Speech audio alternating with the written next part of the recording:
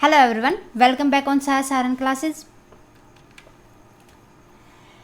सो 11th class आज हम आए हैं आपके इकोनॉमिक्स के डिलीटेड पोर्शन के साथ और साथ के साथ देखेंगे कि टर्म 1 में कितना सिलेबस आना है और टर्म 2 के अंदर कितना सिलेबस आना है।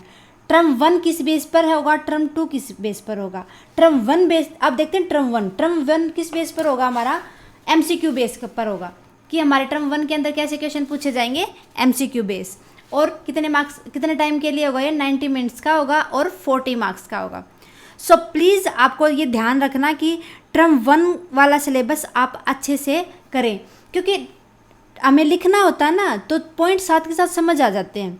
अगर हमारा कोई भी क्वेश्चन MCQ बेस होता है तो हमें ऑप्शन में कई बार ये लगता है कि ये भी हो सकता है और ये भी हो सकता है, इसीलिए कंसेप्ट को अच्छे से क्लियर करें। सो देखते हैं कि टर्म 1 के अंदर कितना साल कौन सा सिलेबस आना है।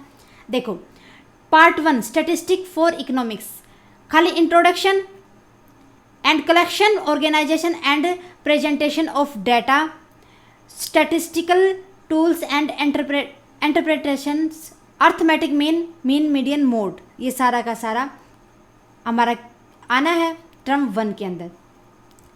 Mean median mode, collection of data, organisation of data, presentation of data और इंट्रोडक्शन स्टैटिस्टिक फॉर इकोनॉमिक्स का। इंट्रोडक्शन आएगा 4 मार्क्स का,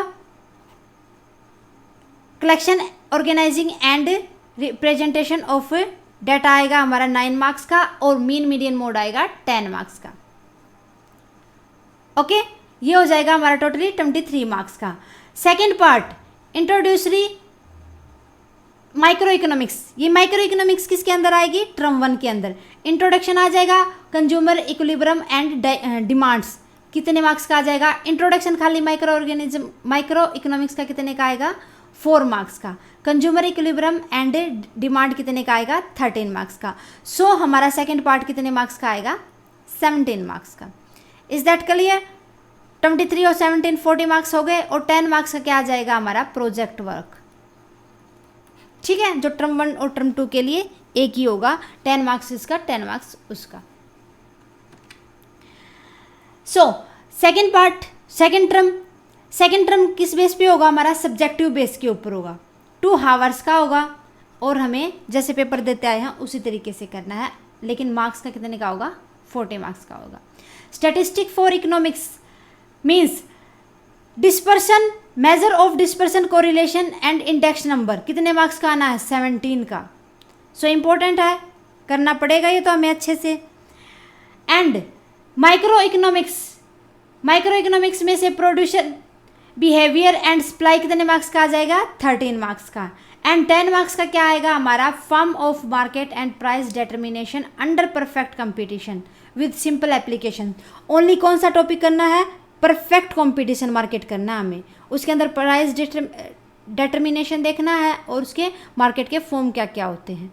सिंपली इसको इम्प्लीफाई कर देंगे। सो कितने का आएगा, ये 10 मार्क्स का आएगा।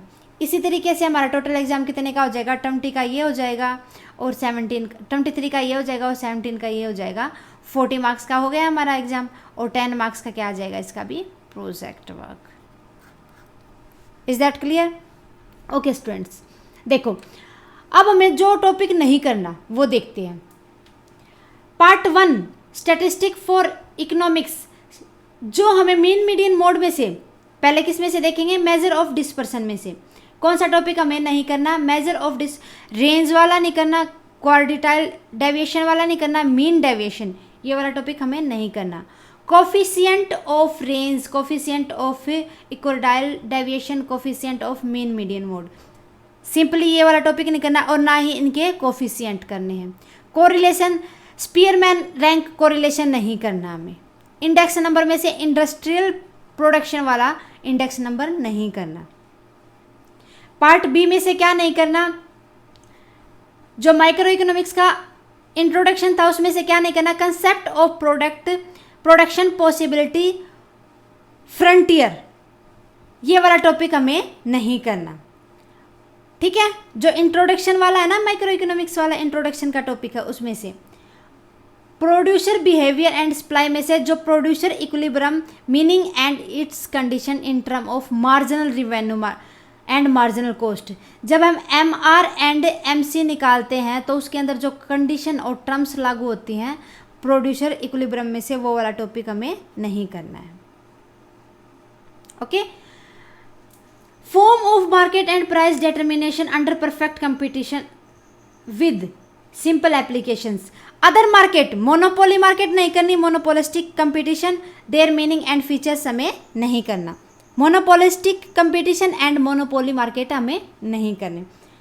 ठीक है स्टूडेंट्स, आपको समझ आ गया होगा कि कौन सा टॉपिक हमें करना, कौन सा नहीं करना, और साथ के साथ ये भी समझ आ गया होगा कि कौन सा टॉपिक हमारा टर्म 1 के अंदर आना और कौन सा टॉपिक हमारा टर्म 2 के अंदर आना है।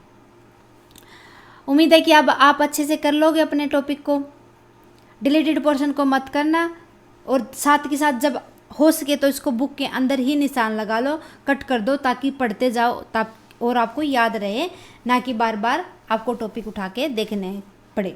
ठीक है, उम्मीद है कि अब आप एक बार टिक कर लोगे इसको, जो टॉपिक नहीं आएगा उसको कट कर लेना बुक के अंदर और अपने अच्छे से तैयारी करते रहना। सो इसी उम्मीद के साथ कि आप अच्छे से तैयारी करोगे, मिलते हैं नेक्स्ट क्लास के अंदर हमारे इकोनॉमिक्स के नए टॉपिक के साथ। तब तक के लिए बाय। हमारे क्लासेस को देखने के लिए थैंक यू वेरी मच। हमारे चैनल को ज़्यादा से ज़्यादा शेयर करें, सब्सक्राइब करें, और अगर स्टूडेंट्स आपकी कोई भी क्यूरी है किसी भी टॉपिक को लेकर, प्लीज़ वो आप कमेंट बॉक्स में मुझे कमेंट करें, मैं आपके कमेंट को देखकर उसके ऊपर रिप्लाई करूँगी।